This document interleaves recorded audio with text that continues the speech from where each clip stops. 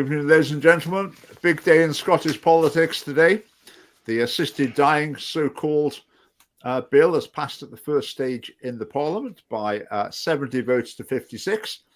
I think a lot of people were predicting it was going to be on a knife edge. Could have gone either way. I was maybe not so optimistic about it, but here we are. We were at the Parliament today. We went along with our placards, hoping to get some pictures in the media, but we can talk about lots of aspects here. We look forward to your comments as well. So welcome to Phil Holden. Good evening. And Dave Richardson. It's good to have you with us tonight. Good evening, Richard and Phil. So initial reactions, Phil, were you expecting this or are you surprised? Yeah, I was kind of expecting it just in terms of them bringing the vote. And I think you heard, what's the name of the guy who was bringing it? I've forgotten his name. MacArthur. Yeah. Liam MacArthur, yeah. In his introductory speech, he said he'd been talking to everyone about it. So apologies, I've accosted you in the canteen or wherever on this issue. Uh-huh. And so, I think he brought it this time because he knows he's got the numbers. Yes. And it looked like the chamber wasn't completely full either. Was that right? I was just listening. I wasn't watching. I heard that it was fairly full. I was watching, and it seemed like there were some empty seats and things like that as well in the chamber. I don't know if everyone turned out to vote, but I think the votes add up to 126. Yeah, there's one abstention. Yeah. The speaker, they're not called the speaker. What are they called? Anyway, she didn't vote. So that's 128. So that's one person missing. I think I listened to a lot of it, but I didn't hear Kate Forbes do a speech. Did you hear her do a speech? I don't think she did a speech. Yeah. I listened to about the last 2 hours of it. I didn't hear her do John a speech. Swinney do a speech.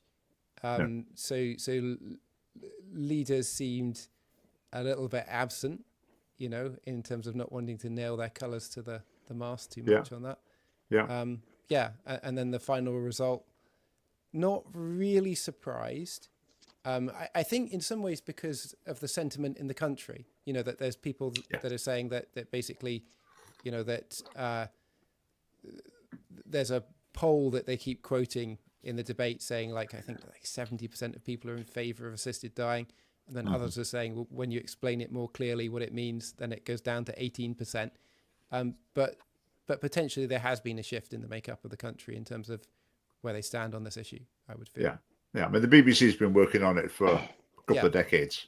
And the other media as well. So. The BBC site, the photos, we were hoping maybe that by going down and having the placards up, people would cover that. But actually, the BBC only had pro-assisted suicide placards. They took 2 photos and they were both pro-assisted suicide that were on the article to go along with it today. Yeah, on the BBC's live reporting, they had a reporter, there were people outside the Parliament campaigning. Here are some pictures of them. And it had the Glasgow Disability Group and it had the Dignity and Die, whatever, in the morning. But to be honest, you'd have to try pretty hard to avoid our placards. Even in the photograph of the disability group they showed, I think you'd have to crop. So probably, you can't be certain, but I think probably they decided to miss out our very large and very prominent placards that are around. I mean, Dave, if you're just taking photographs to show who was outside the Parliament, you can't really miss us, can you? I mean, no, of course not. We were scattered throughout as well, and our placards were easily the biggest on display there. Yeah. And they had some excellent messaging, superb messaging, very, very succinct. I would have to say that we were well ahead in the banner stakes, but yes, they were. It was very obvious, and no, there's no way you could miss it. Not at all. And but I just feel there's a bit of lack of respect of the leadership, because largely speaking, the leadership went with no to the bill. Your Humza Yousafs, your Anna Sarwars, your Sturgeon, and then of course Swinney and Forbes. And in the debate, it seemed like 2/3 were against. I don't know. That was my feeling. That it seemed. The couple of hours of debate I listened to, Yeah. If you were just going by that debate, you'd think, right, this is going down. It's not going to happen. And I thought reading through the no vote list, that's like the who's who in the Scottish Parliament. Like you were saying, the prominent figures were generally in the no. And the more the ones who's he? I've never heard of him. Where's he from? Those were the ones who are tending to make up this. My theory for this is a very tentative theory I'll put forward. Might it be that if you're the leader of a party or very ambitious, you want to be the leader of a party, this is something you'd rather not have on your record because it turns a group of the population against you. So they'd be more keen. I mean, Russell Finlay of the Conservatives, he voted yes. I don't know. I suppose Anna Sawa, Humza Yousaf, Kate Forbes, John Swinney, there's a bit of religious influence there. I know it doesn't cut through in other areas, but there's a little bit of that. Yeah, so it was interesting. I expected it to pass, just like in Westminster. A lot of the no campaigners were saying, "Oh, this is balanced on a knife edge," you know. At the end of the day, it wasn't, and this wasn't balanced on a knife edge either. This is a fairly decisive victory. And to be honest, people who are now saying all is not lost, we could still win it at the stage 3 vote. Can you imagine that? No. 14 votes need to change. You know, I mean, a number of people said that they thought it was worth debating more. They weren't happy with where it is at the moment, but they think it's worth seeing what amendments can be put in. But yeah, I'm not hopeful for. No, it's still a bit quiet, Phil. Okay, I could go a bit closer. Come forward to it, yeah.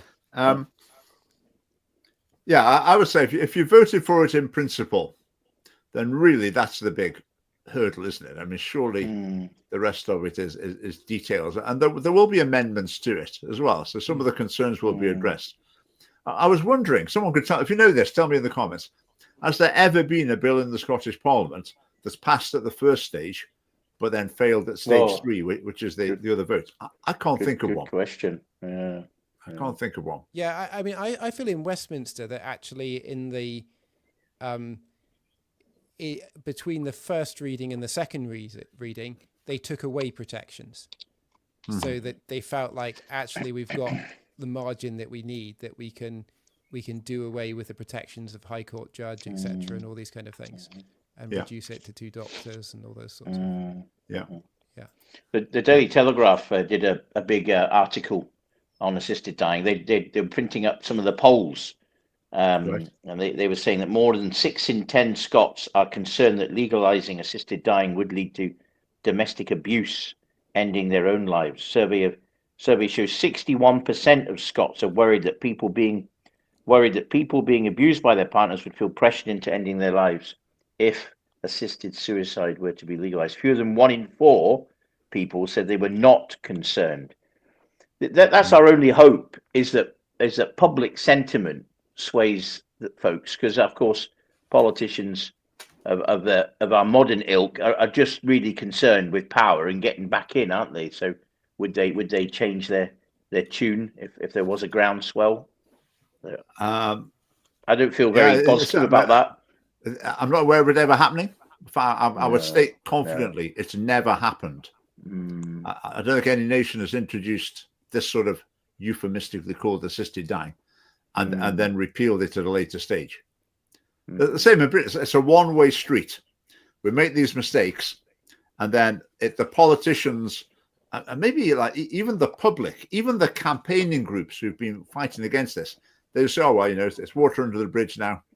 Let's forget that. Let's form a new campaign group for the next bad idea they've got." Whereas we would always be saying, "We'll go back and fix it. We'll go back and repeal it." Yes. Now, I was going to say there's a quote in this article. Several MSPs have said they would support the legislation in the first vote, so the debate over assisted dying could continue, and see what amendments are made at the next stage. However, they have said they may not support the bill in the final vote, which would decide whether the amended bill should become law. And it would just take 7, wouldn't it, to move from one camp to the other to close that gap.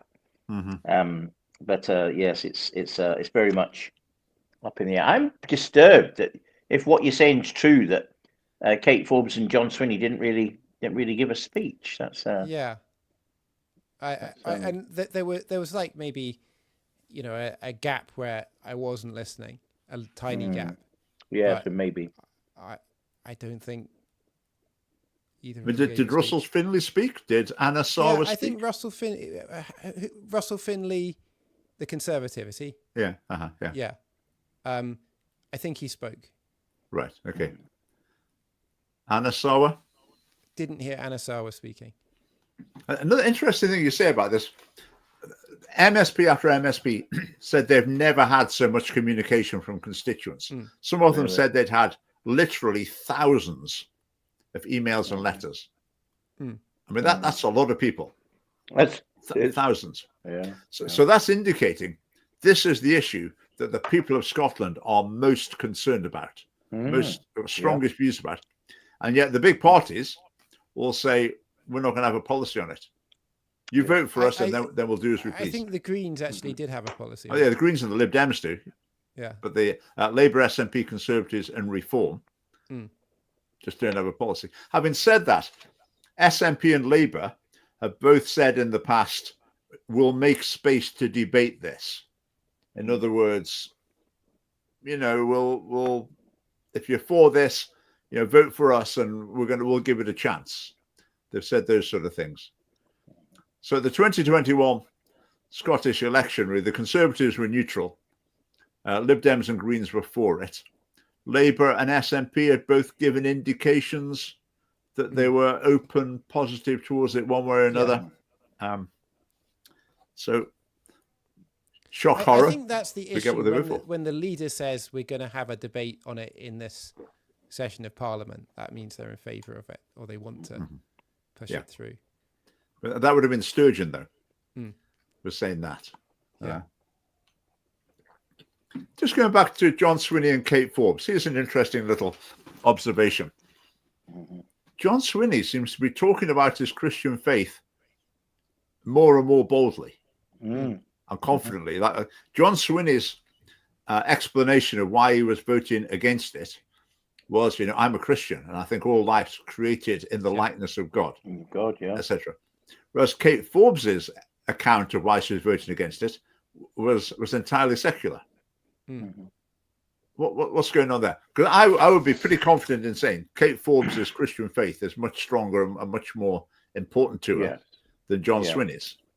I wonder if John Swinney thinks that his version of Christianity plays well because it's uncontroversial, whereas Kate Forbes thinks that her version, well, it's just sort of, you know, can be a bit embarrassing. Maybe it doesn't go down so well, so she'll keep quiet. Maybe he's trying to appear close-ish to Kate Forbes' position, so that people that support her might just as well support him. You know, because obviously they faced each other off in a leadership contest in the past. Yeah. The Reform Party, of course, is just hopeless on this. A vote for Reform is just a vote for a gamble on assisted suicide. And Conservatives too, you know, just like they've moved since the last vote. That's what they remarked, that they've moved as a party much more in favour of assisted dying. Have they said that? I hadn't heard that. Okay. Who was the guy? Was it Jackson Carlaw? Yes. Conservative who argued for assisted dying. So he said basically that since the last time we've had this vote, you know, he said last time I was pretty much on my own voting for assisted dying, and now I've got, you know, a decent number of Conservatives with me voting for it. Oh, Conservatives, Conservatives not conserving much. Yeah. Right, let's see what else I've got on my list. Lots of things here. I think time and time again, I heard MSPs saying this is not a matter of party policy, which I thought is not true, because for the Greens and the Lib Dems, it is a matter of party policy. It is. And the others were neutral. But it's as though the general public accepts this view that this is not treated as a matter of party policy. And I think that says it's not important. Yeah. You know, it says like, yeah, we don't care about this issue. It doesn't matter what happens. And the Greens do care, and the Lib Dems do care, but they care about it in the wrong way. And we're the party that's there saying, if you vote for us, then we'll defend that right to life, that right to treatment, palliative care, all those kind of things. And all the other parties are, well, this alternative, you know, we're happy to promote it. I always think when they say it's a matter of conscience, I love your placard that you got made, Dave, that said, vote with your conscience. Oh, yeah. I think, vote with your conscience. Yeah. But they say, when they say it's a matter of conscience, they say that as if that means, well, in other words, anyone can take any view.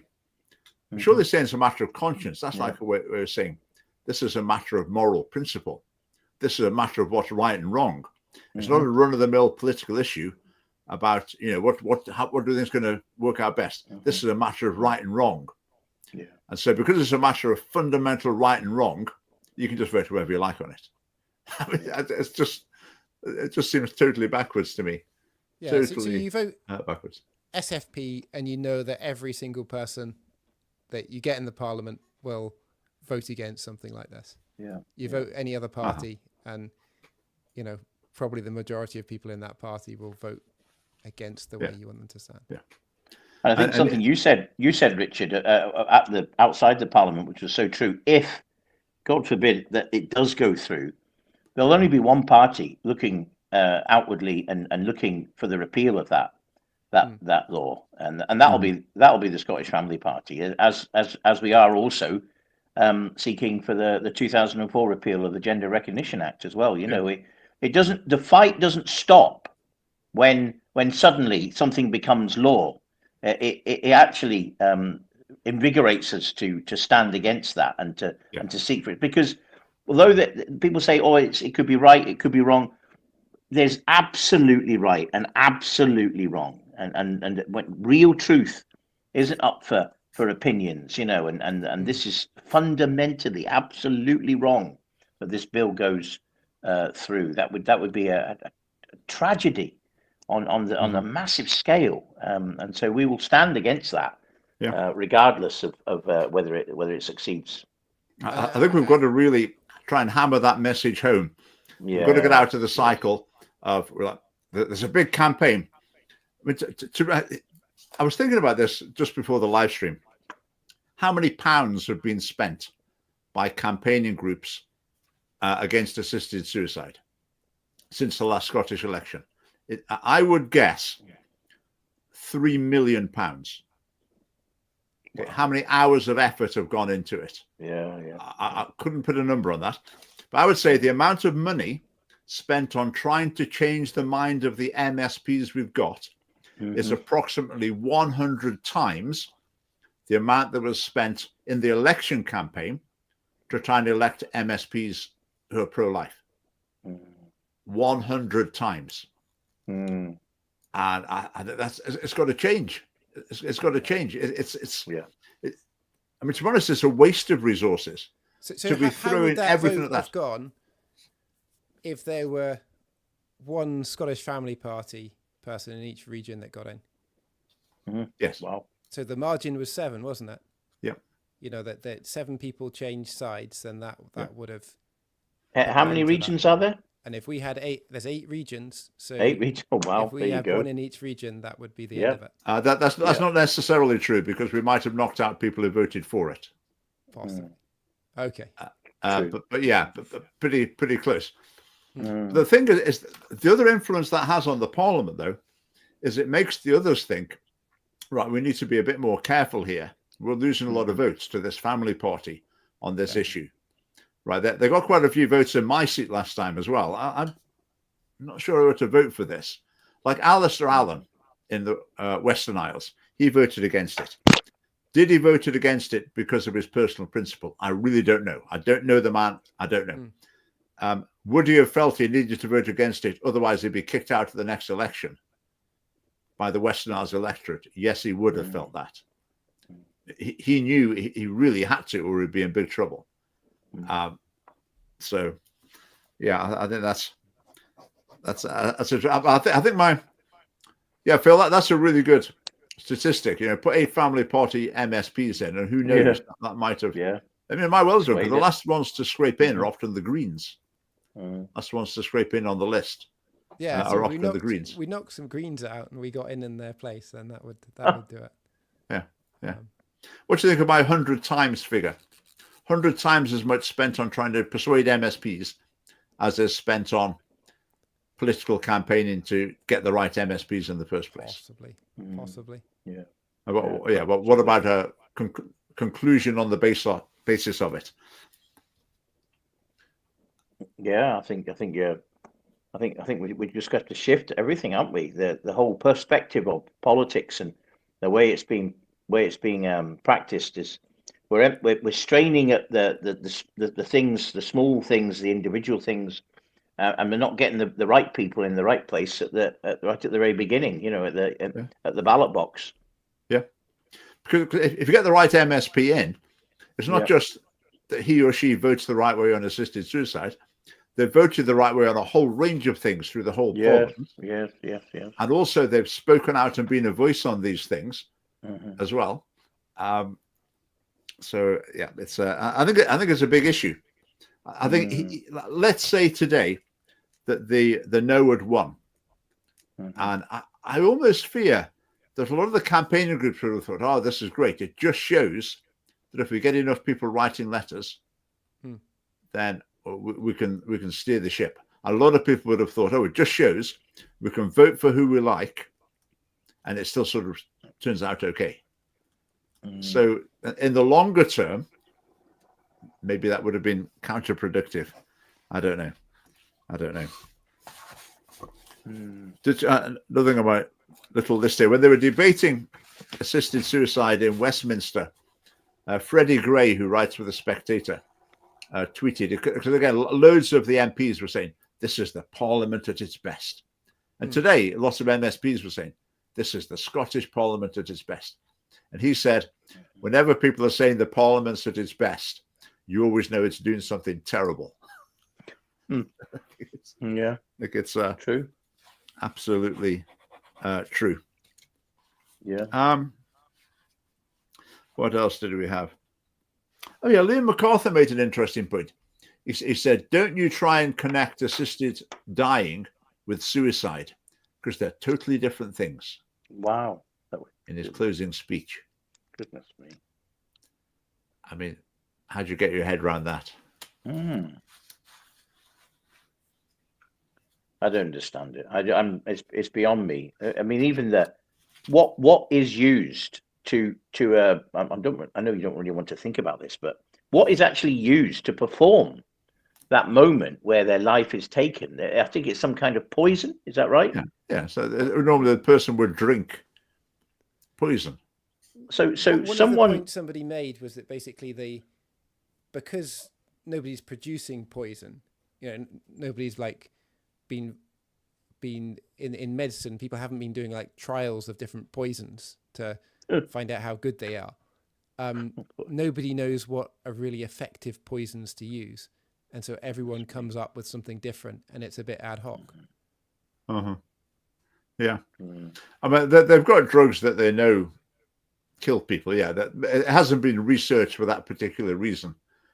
But that's an interesting angle, isn't it? I mean, are they going to be prescribing drugs that are? I guess they'll have to be certificated for the purpose. But then, how do you do the trial of it? How do you do the like blind trial and all those? Into a randomized trial.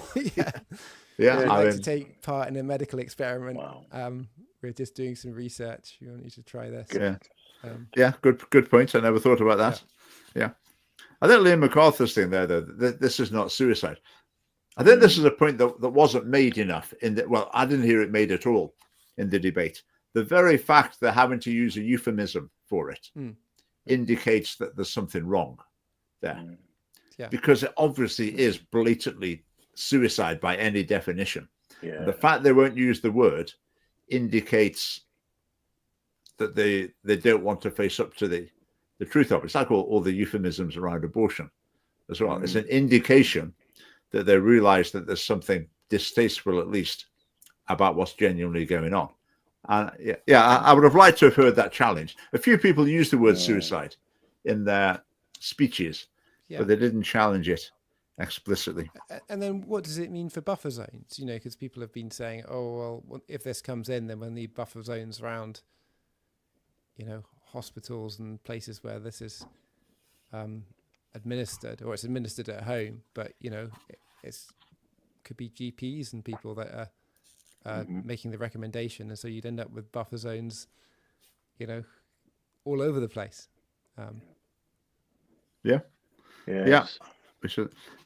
Something that was mentioned quite a few times as well was the Church of Scotland's shift in position. But they've gone neutral on it. Yeah, well, so they shifted, did they? They were against it, but they went neutral relatively recently. Yeah, I've seen that their position was neutral, undecided. I'm speechless at that. I mean, goodness me. Yeah. That's just extraordinary. I'm in despair. But that's the case where the MSPs say, even when they genuinely want to hear the voice of the so-called Christian community, so they call in a bunch of Christians and they all say different things from each other. So they're left thinking, well, okay, that was totally unhelpful. So I think the Church of Scotland changing its stance was quite significant. Yes. There. Yes. I think without that it would have been trickier.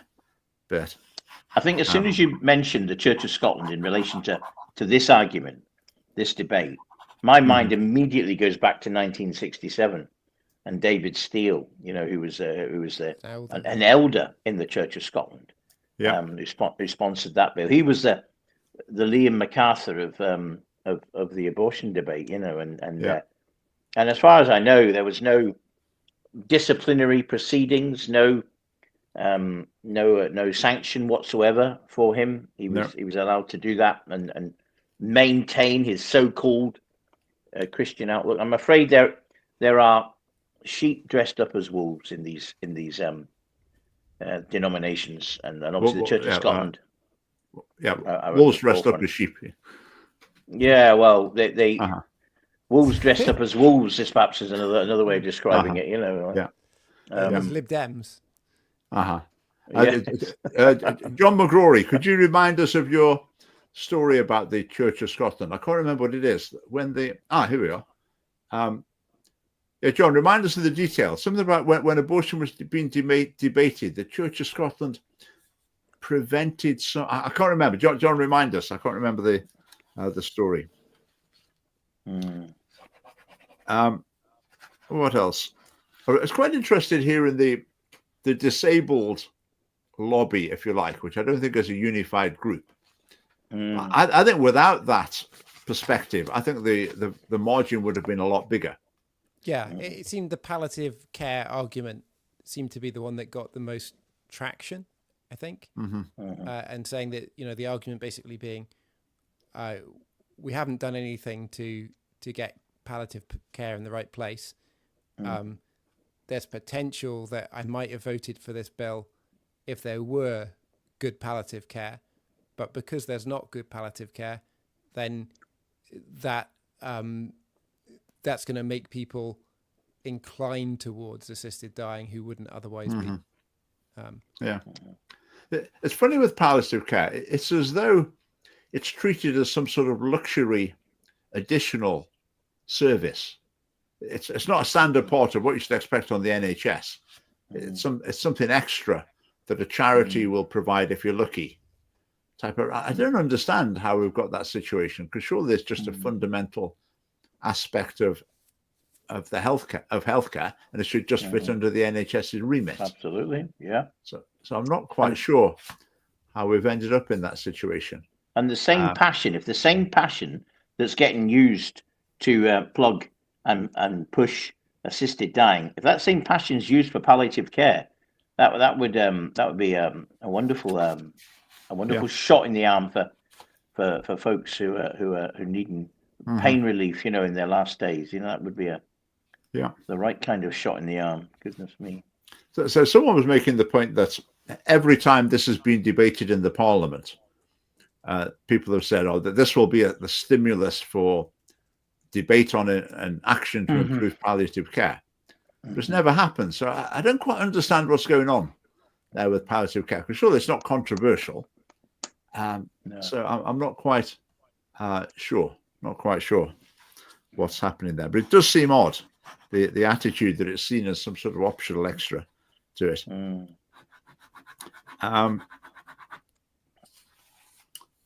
Any other observations, Phil, from what you saw in the debate? I've got a few others here. Let me think. I'll Nothing chip that's directly springing to mind at the moment. Okay, right. There is something I want to bring in, but I'll just cue it up as a slide in 2 seconds.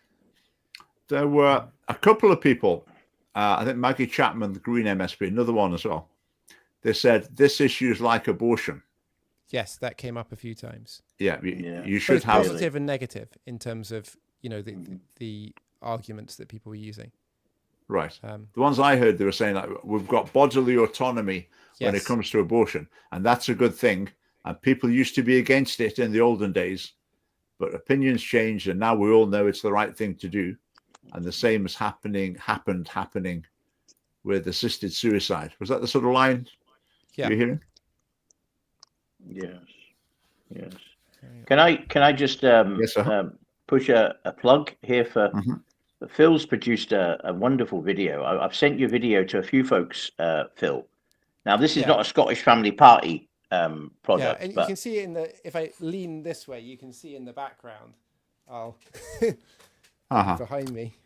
We can talk about that issue. Actually, do you want to talk about that issue in sort of general terms, Phil? Oh, there it is. Yeah. Is death the end? I've been telling everyone about this. It's marvelous. Yeah. We've got the Hamilton by-election happening, and one lady was swithering about, is the Scottish Family Party, is it Christian enough? So I sent her your video, Phil, and it immediately signed and sealed her vote. Now I can assure you, marvelous. So I went out in the meadows with Richard and a friend, and we just asked members of the public and said, do you believe that death is the end? And really for me, like, I think I appreciate all the arguments on the pro-life side that people have been using, which is basically they tend to argue that something might go wrong when it comes to assisted dying. So it might be provided to the wrong person. It might be somebody who would have changed their mind, or it might be that the drugs don't work properly, or it might be that somebody who works for local government sends the leaflet to the wrong person, and there are all these cases of things that have happened which have been very wrong with assisted dying, but for me that's not the fundamental issue. For me it's like, what happens after death? If you don't know what happens after death, then surely it's not right to send people there. And in the questions that we were asking, is like, is death the end? We found that 69% of people thought that it wasn't. And then 16% of people were unsure. And only 15% of people thought that death was the end, that materialistic kind of point of view. And I think the only arguments made in the Parliament were materialistic. Though some people reference things to do with faith and things like that, often from a negative perspective, no one used the argument of like, well, what happens after death? And if people don't know what happens after death, then I don't think it's right to be sending people there. Do you think that's something that if in a liberal society, shall we say, that this is a choice made by individuals, so they can make the choice on the basis of their own beliefs? So I'd say that's wrong. The argument I made there was like, if Elon Musk were to send up a rocket from Shetland Spaceport, and he said anybody who wants to can get on this rocket, or I've got 50 spaces to get on the rocket. Any Elon Musk fans can get on it, and rather than launching it at Mars, we're just going to launch it in a random direction. you know, and hope that we end up on a better planet. Would the government allow that rocket to launch? I think the government would step in and say, no, we don't think it's right to launch that rocket because we don't know it's safe. A similar experience in China. Like this was a few years ago when I went to China. I put my seatbelt on in the car, and you know, somebody laughed at me and said, "Oh, you don't have to wear that here." You know, it's like, no, I don't wear a seatbelt because it's the law. I wear the seatbelt because I don't want to die. You know, and whether the law says it or not, I'm going to wear it. And I'm appreciative of the law that you have in you know, Scotland and in England for having that. Like my wife has lost a lot of members of her family to like road traffic accidents and things like that, because people don't wear seatbelts. And so the government has taken that and said, well, you know, previously, I think when I was very young, you maybe could get away without wearing a seatbelt in the back, and they brought in the law within my lifetime. And they just decided, well, you know, this isn't safe for people. We don't, you know, we can see it's not safe, so we're making a law that you can't do that anymore. And I think, you know, for the issue of assisted dying, it rests on existential issues. You know, that is there something after death? Are we sending people somewhere better after death or not? And if, you know, as I believe Jesus, the one person who's actually tasted death and come back to tell us about it, you know, he said that broad's the road that leads to destruction. There's many on it. That narrows the road that leads to life, and few find it. But God's patient and waits for people. And so if life is an opportunity to turn away from wrong things that we've done, then I'd want to give people as much life as possible in which to do that. I think a related issue is if you believe that suicide is an immoral act, which I do, then it's got a sort of finality in terms of you can't like repent of what usually, but you can't repent of it. So you've got a very short window to genuinely repent of having intentionally taken your own life. Another argument I'd bring that I didn't see brought was that it justifies suicide. So once the state starts providing suicide, and obviously the only circumstance in which they need to provide suicide is the case in which the person's unable to take their own life because they're so incapacitated that they couldn't do what was necessary to take their own life. You know, everyone else who's got capacity to take their own life, the government is now saying suicide is okay. I think that's a terrible position to be in. Yeah. Just very quickly, before we go back to the subject, this was a couple of things we put on social media last week. These are pieces of research that show that introducing assisted suicide or euthanasia increases the amount of other suicide in a society, which I'd always assumed that would be the case because the Werther effect. When people hear about suicide, makes sense. People are more likely to commit suicide. And Neil put an account. Neil was very seriously ill when he was younger, and he writes on our social media that he would have accepted an offer of assisted suicide in the darkest days of his illness. Goodness. So sobering thought. That's just a photograph from today. This is the yes side celebrating in the Parliament. So we've got Liam MacArthur. I'm not sure who the other chap is. Bottom right, we've got Sandesh Gulain or whatever his name is, Conservative. So they're having a party. I mean, in politics, to be honest, it's not great seeing the wrong people celebrating time and time again. It's I don't know what the word is. It's sort of upsetting. It's not just frustrating. It's more than that. It's just deeper. It's basically sickening is a good word. That's the way. That's a physical feeling I get when I see that. That is sickening. That's I remember.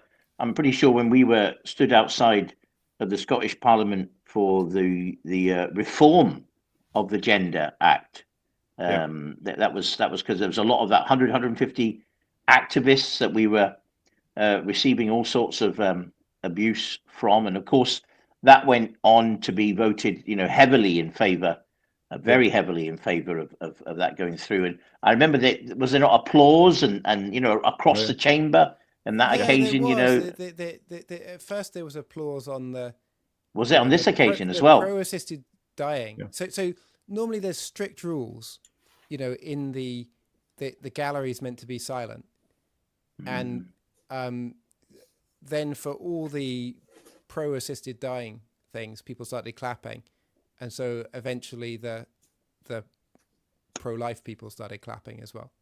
Right, really. But it became a bit of a clapometer for from the gallery. Clapathon. Because I'm not sure why that wasn't enforced properly. They're normally pretty hot on that. The speaker enforcing it, and But I just think, as part of our message to voters, this is the situation you're creating. If you're pro-life, for example, and you're voting these people in, then they're there celebrating and rejoicing that they're doing the wrong thing. And we're pleased with our results sometimes. We feel like we've got somewhere sometimes. But I think it's fair to say we haven't really been in the situation where we've been like overjoyed and having a great celebration of results like that. I say, oh, we won. We haven't had that. And it's up to the electorate. It's up to the electorate which people you want to be celebrating, and which people you want to be disappointing. And thus far, at the 2021 election, the electorate voted in a batch of politicians that were going to vote for assisted suicide and various other things that were wrong as well along the way. Can I share this one? Yep. Just going to share. So I'll probably do a video of it on it at some point. So this is a slide of what it costs, a graph of what it costs the government at different stages in people's life. And in terms of how much they have to spend on them and how much tax revenue they get. And so you can see, like, before 19 years old, there's lots of costs to do with education, nursery, all those kind of things, and they don't earn any money. So, negative impact on the nation's finances. Again, as people go over, 70, you start to see that they're a bigger drain on the nation's resources. So adult social care, health and welfare and all these kind of things. And I was looking at the statistics for assisted dying in Canada, and basically, like, I think it was like over 90% was over 65 or something like that. And so this makes me think of the three areas of life. And if you were just using sort of game theory to say, as a government, how do we make the most prosperous nation? We don't care about, how we raise children, or we don't care about end of life care or any of those kind of things. And I think what you do is try and stop people having children, because you don't want them to go through school. You try to bring people in as immigrants, like in their early 20s. And then you have that period of life where they're high earners. And then if you killed them off, in this period, then that would be how you'd maximize, just financially what you're doing. And it doesn't mean that people are thinking of things in those terms, but that's where the incentives are aligned in terms of tax. If you're purely thinking about how would I raise the most tax for this country, you'd use immigration to avoid, the cost of raising children. You'd just ship the people in when they were grown up, and then you'd ship them out in coffins when they were, they were more of a drain than they gave you. Yeah. Okay. So go back to mine. Yep. Yeah. So that one we've got. This was interesting from John Swinney on X. This is a report on it. So he put, the debate on assisted dying has been conducted in the Scottish Parliament with dignity, courtesy and respect. I could not support the proposal. Significant issues raised about the bill will now be considered further at stages 2 and 3 before any final decision is taken by Parliament. So again, I think he's been very non-committal there, really middle of the road about it. Is trying to be indistinct. Yeah. A couple of things on a lighter note. I was in Granton this morning, newish housing development, and this statue has been installed. Isn't it great? How did that slip through the net? Just a statue of a family, a man, a woman, a couple of kids, with the boys playing with a boat. I mean, I was, that was quite nice to see. It's called To the Beach. It's in Granton. To the Beach. And what's it made of, Richard? It's bronze. It's metal in any case. It's about full size. Mm-hmm. So I was impressed. So we don't want to stop those kind of boats, do we? That's an okay boat, that is. Yeah. Right. That's Alan Brown's retirement dinner on Friday. So we thanked Alan for his service as Scottish Family Party Treasurer. He's done a fantastic job. I summed him up in 3 words, and I said warmth, wit, and wisdom. So that's Alan. So we still see Alan and Sylvia around, I'm sure. But Alan's done a great job as Treasurer. And Ewan has now taken over, doing a great job as well. Quick mention of our events. Scottish Parliament today. We've already done that one. Irvine tomorrow night. That's postponed. A couple of our regulars there couldn't make it after all. They thought they could, but now they can't. So Irvine is going to be postponed. Lark Hall on Saturday. That's Andy Brady having a street stall in the afternoon. We'll get more details of that later on. Glasgow Perth Stonehouse again. That's a street stall. Andy Brady, etc. So it'd be great to see social media for more details. I'll save that one for next week. And that one. And well, let's just talk about this one very briefly before we go back to the assisted suicide. So the red arrows fly past over the Edinburgh tattoo, over the castle in the summer. The Green Party, basically on Edinburgh Council, are trying to get it banned because it gives people PTSD. My goodness sake. It's as though anything I like, that they want to stop it.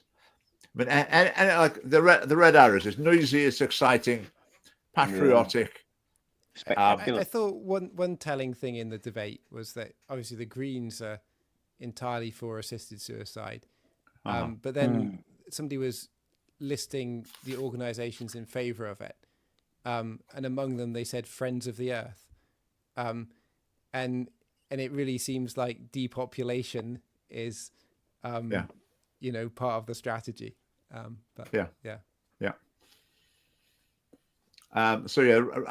With the red arrows, I would have said before, we should have it in family party policy. I'm going to propose it next time. There should be a military pipe band marching up and down the Royal Mile every day. It'll be a massive boost to tourism. People would love it. Residents would love it. Tourists would love it. Just the same as people love seeing the red arrows going over. But the Greens, what would they want instead? Some sort of, I don't know, fluffy PC, something like that. I mean, who knows? Anyway, that was that. And just while we're on depopulation, Gareth was talking to us about nurseries closing in the borders. What was that? I saw this then a couple of days later. Holyrood backs 9 nursery closures in West Lothian. Wow.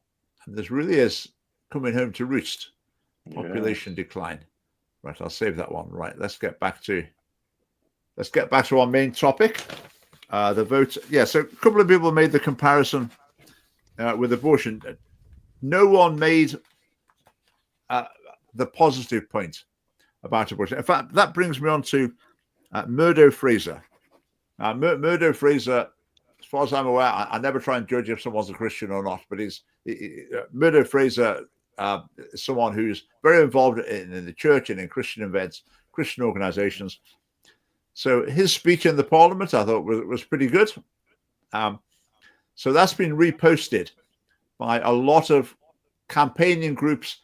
They may not be openly Christian, but they're basically Christian underneath, like Spock, Right to Life, etc., etc. Care Not Killing. So it's really been given a big platform. Here's Murdo Fraser. What a great speech he gave. But I think some of these organizations, their main focus is on abortion. And yet they're giving Murdo Fraser this platform and promoting him to their supporters, even though Murdo Fraser's pro-abortion. But they will never tell their supporters that Murdo Fraser's pro-abortion. Their supporters will never hear that. They'll just hear that he gave a good speech against assisted suicide. And I just think that's a big problem. It's in the longer term, that's strategically disastrous. To promote. When you say he's pro-abortion, what's your basis on that? In the Scottish Conservative leadership campaign, he said something like, "For the avoidance of doubt, I want to get this on the record straight away. I'm pro-choice. I support a woman's right to choose, and I always have done." Yeah. Wow. Clear. And I think it was basically mirroring Kate Forbes. Yeah. I was shocked to hear it. But Murdo Fraser recently was invited to speak at the Pro-Life Society at Aberdeen University. Yeah. To speak on the topic of assisted suicide. Because I've heard him speak in the past on there being some sort of internal pro-life stuff in the Parliament, I think. Well, he took a day off in order to try and become leader of the Conservative Party.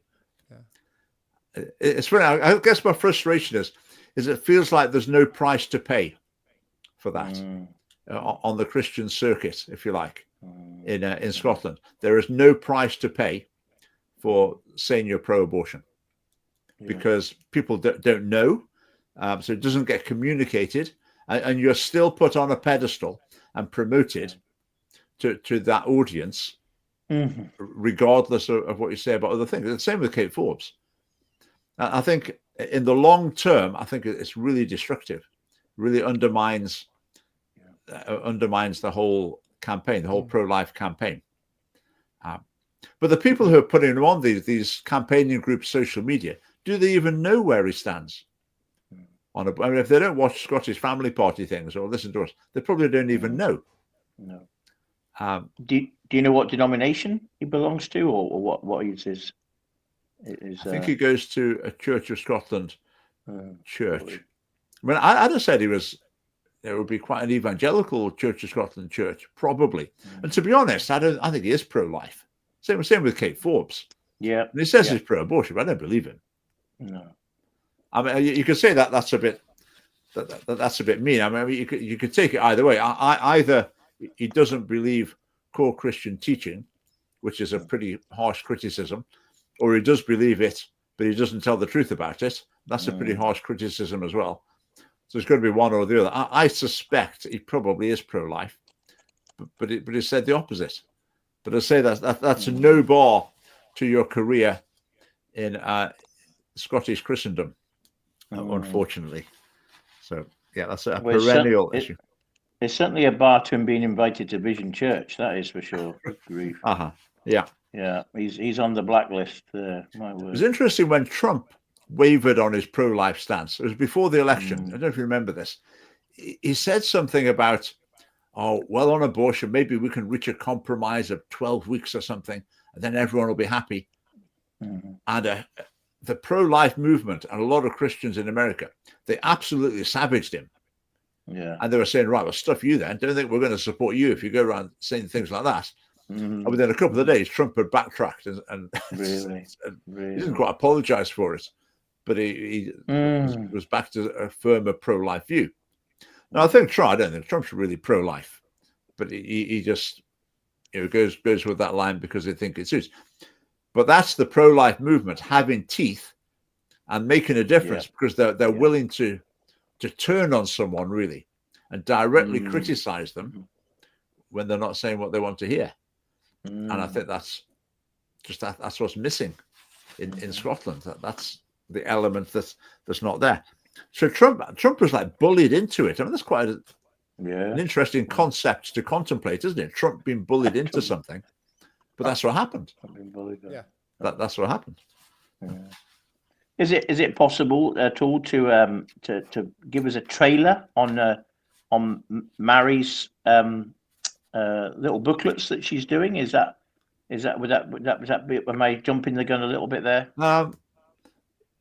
Yeah, not sure. What I was saying at the Refuel conference that we're going to, do come along. We're going to have a mini conference up in the Northeast again at the Refuel Christian conference, but anyone can come along for the day. And Mary, my wife, is having a pro-life tent at Refuel that will be next door to the family party's tent. Neil Ditner having Unite for Education. We're going to have a street of tents there. Street so of tents. do come there. There will be some new publications.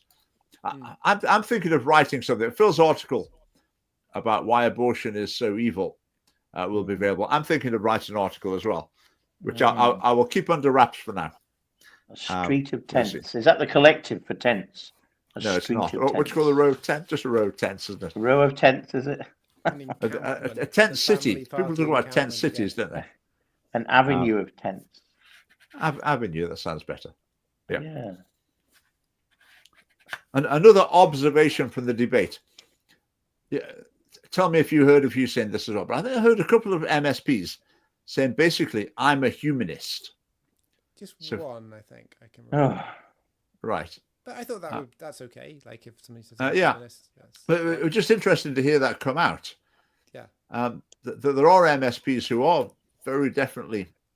I think I heard a couple saying something along those lines. Choice was used a lot as a word in bodily. A bit quiet again, Phil. Choice was an emotive word, and bodily autonomy. You know, as if these were two unquestionable things. And I thought that thing of choice, you know, as just something being championed, I guess it's something I question as a value of, you know, always having choice on everything. Or that being the highest thing, you know, the choice between killing somebody or not killing somebody. Is it really something we should have choice in? You know? And it's very consumerist in its outlook. You know, choose your baby's gender, choose your own gender.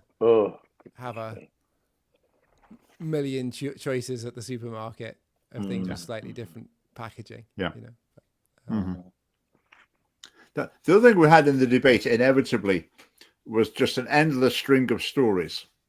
My relative had this. I thought that was some of the more persuasive arguments from the pro-death side, basically. I thought they could have done more on that. I was thinking about this though later. Should that be necessary in a debate at this level? Because I would tend to say, I understand that people can suffer very gravely with various health conditions. I know that. That's part of my thinking.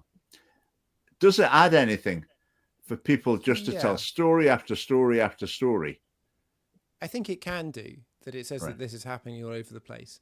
And by the same token, there were on the other side people saying, you know, this person went through these horrendous things, but then they pulled through them and they lived a fulfilling life, you know. And so I think they do add a dimension to the debate. You know, what is the suffering that people are going through? But people are far too readily moved by emotion. I get the fact that emotion moves you, but people are far too weak with regards to that. They emotion takes up maybe 80% of what persuades them, as opposed to the principle of the matter. Well, I like in terms of principle. So I had that question up. You know, is death the end? And I would say if death was the end, then I would say assisted suicide, you know, does what it claims to do in terms of end suffering on principle. So if when you died, that was the end of your life and you experienced nothing after that, and the last moments of your life were all pain, then that argument would make sense to me. But underneath, it's only 15% of people that believe that's the case, that death is the end. And so we have these debates in materialistic terms, but at the end of the day, it's not what anyone really believes. And so I think there was an existential question that was being raised, and people were arguing about it in a materialistic way. Yeah, I think that was one of many points that could helpfully have been made to open up the debate. I think that would have been interesting. Just going back to the empathy point, I would hope politicians. Problem with empathy is, for a start, it's innumerate. It doesn't take into account statistics or the extent of various types of phenomena, because you just hear the one story, and you can only feel empathy for one story at a time, if you like.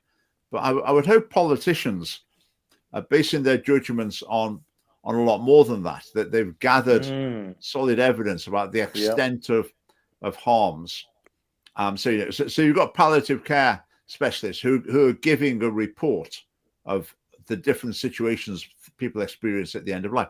Now, I would say, I'm just thinking about this now, I would say there's a distinct lack of that, of doctors saying, yeah, we're helpless in lots of cases, and we just can't do anything. There wasn't really so much of that. It was more family experience was coming down on that side. And I think also, once you're in the situation where people are telling stories within a campaigning context, if you like, then I think that puts a question mark over them. Because the temptation is to tell them in the way that's most going to bolster your point. So I was a bit. I always thought with the debate that was what would carry the day. There would be a lot of personal stories, and that would. I mean, some of the personal stories, they were trying to draw you in by telling you a lot about the person, what a great person they were, and we used to enjoy doing such and such a thing together. And I was thinking that this shouldn't be swaying on. Actually, yet another thing just coming to my mind. It's interesting as well when people try to make the point, such and such a person lived such a good life, such a valuable life, that either it would have been a shame if they committed suicide, or it was a tragedy they ended up in the state they did. Would have been better off if they committed suicide. But it's interesting hearing what they say in order to persuade people that someone had a very good, fulfilling life. And the things they say, they were the life and soul of the party. They were always great fun. They were involved in this, that, and the other. They loved this, that, and the other. Sometimes I was listening to it thinking, I don't really like this. It's like you're valuing people's lives on the basis of contingent factors, of features of their lives. And it just didn't. Yeah, but sometimes I didn't like it. It's the same. I think I hear it more generally in the media, or more generally in society. For example, if someone's victim is murdered or whatever, when people talk about how much of a tragedy it is, that the things they talk about is almost as if these are the things that meant that life was valuable. And I was, a bit uncomfortable listening to that. Have you ever felt that, hearing those sort of things? I think there's a bit of that, like when somebody gets killed, the person always seems to be the nicest person that you could have ever imagined, and then the photo of the killer, it's like the worst photo that's ever been taken of you in your life. And it may be that's they that's genuinely what they were like, but they've got newspapers to sell, they've got I guess it's the idea that they're trying to impress with the point that this person's life was so particularly valuable. I mean, for example, John Mason. I mean, John Mason wouldn't be meaning this. He told the story of someone who would have accepted assisted, like I said about Neil, would have accepted assisted suicide at one point in his life, but it wasn't available. But he recovered, and then went on to live. And John said, he got a highly an important job, managing something or other, and he did this, that, and the other. And it was as though, like, your life's really valuable if you do those things. I said, no, don't quite like that somehow. Don't quite like it. Yeah. I'm sure that's not what he was meaning. So on that, I think there's one perspective in which that's true and one perspective that's not. Yeah. I'm maybe trying to keep an eye open for examples of that. Bring them on the live stream. See what people think. Right, our time has passed. Thanks for your comments. We've got quite a few of them on screen then. We had various other topics to talk about today, but we'll save those for next week. Yeah, all sorts. I mean, Phil's been to China. He's going to tell us a bit about that. Dave's got some things for the newspapers we could have talked about today. Okay, we'll save them till next time. I guess the last thing I'll say about the assisted suicide vote, it's obviously a bad thing. The government's made the wrong choice, and this is a bad day for Scotland. But if any good, but in the political realm, the good that could come from it is it could wake people up from the idea that you can vote for whoever you like and they're going to do the right thing once they're in there. I hope that a lot of people realize that this strategy basically isn't working. It's never worked, and it's not working now. So that might be in the political arena, that might be something of a silver lining, but we shall see. Right, thanks everyone for watching. Thanks Phil, thanks Dave for coming on, and we will see you all next week. Good night, Phil. Good night, Richard.